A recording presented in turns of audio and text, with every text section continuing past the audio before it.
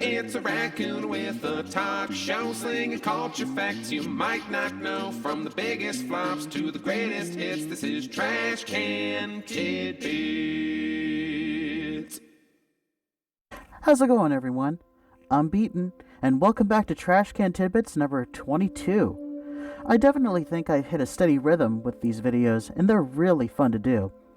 To be honest, I never know what I myself have planned for you each week. Depends on my mood, I guess, and whatever else I got on my mind. But I'm happy you're all enjoying it, and I have no plans to stop. So here we go with fact number 1. Did you know that contrary to popular belief, the earthquake seen in the beginning of Wes Craven's New Nightmare was filmed before the Los Angeles earthquake from 1994?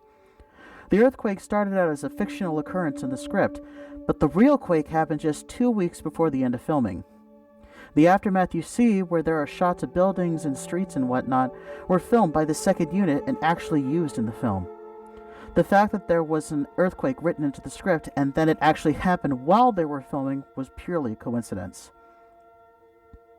Fact 2. Did you know that a gag intended for a movie about time traveling would instead be reused in another movie about time traveling? In Star Trek IV, The Voyage Home, Spock uses the Vulcan neck pinch to disable a punk playing loud music from his boombox. This gag was originally intended to be used in another movie about time travel released a few years earlier in 1979 called Time After Time, which was about popular sci-fi writer H.G. Wells pursuing Jack the Ripper to the 20th century, and would have involved him encountering a punk playing loud music from his boombox. Coincidentally, both movies were directed by the same man, Nicholas Meyer. Fact 3. Did you know that Arnold Schwarzenegger's movie debut was actually not in the 1977 bodybuilding documentary Pumping Iron? He had actually had the title Mr. Universe when he made his film debut in 1969's Hercules in New York, but back then his accent was much thicker than it is now, and he actually had to be dubbed over by another actor, though the movie can be viewed with his original voice. Furthermore, he was credited as Arnold Strong, as Schwarzenegger was too hard to pronounce at the time.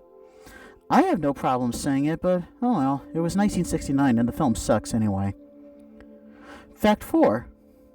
Did you know that Die Hard was originally conceived as a sequel to a movie starring Frank Sinatra? Writer Roderick Thorpe wrote a novel called Nothing Lasts Forever, which was a sequel to his book The Detective, which was made into a movie starring Frank Sinatra. However, Sinatra passed on making the sequel, and Nothing Lasts Forever was ultimately retooled into Die Hard. The character of Detective Joe Leland became Detective John McClane, and Sinatra was replaced with a young unknown named Bruce Willis, and the rest is history. Fact 5. Going back to Die Hard for this next fact, did you know that most of the films in the Die Hard series were loosely adapted from other scripts or novels? Along with the aforementioned Nothing Lasts Forever being the inspiration for the first film, Die Hard 2 was adapted from a novel by Walter Wager called 58 Minutes. Die Hard with a Vengeance began as a spec script by Jonathan Hensley called Simon Says, and was also originally conceived as a possible entry in the Lethal Weapon franchise. And even Live Free or Die Hard started out as its own standalone script for a movie that never got made called WW3.com. The recent film in the series, A Good Day to Die Hard, was the only film to not be based on any other medium and was written solely as an entry in the Die Hard franchise. Fact 6. Did you know that there is a very rarely used opening verse for the song White Christmas? Now, I don't know how it's sung, but it goes, "The sun is shining, the grass is green, the orange and palm trees sway. There's never been such a day in Beverly Hills, LA, but it's December the 24th, and I am longing to be up north." Now, I can totally understand why it's not used because the lyrics specifically mention Beverly Hills and sunny weather.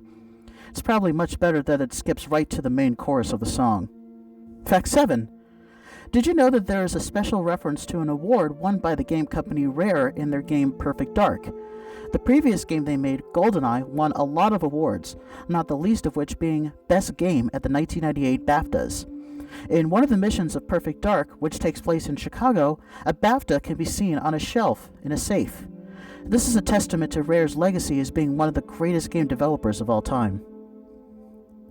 Fact 8. Did you know that actress Jane Lynch had time to do a Broadway show during her time on the TV series Glee? Lynch memorably played the sadistic cheerleading coach Sue Sylvester on Glee, and the producers must have had inside knowledge on this, but she got to sing the song Little Girls from the musical Annie in one episode. Not long after that episode aired, she played Miss Hannigan in the Broadway revival of Annie and sang the same song. Ryan Murphy, you sly dog, that was genius. Fact 9.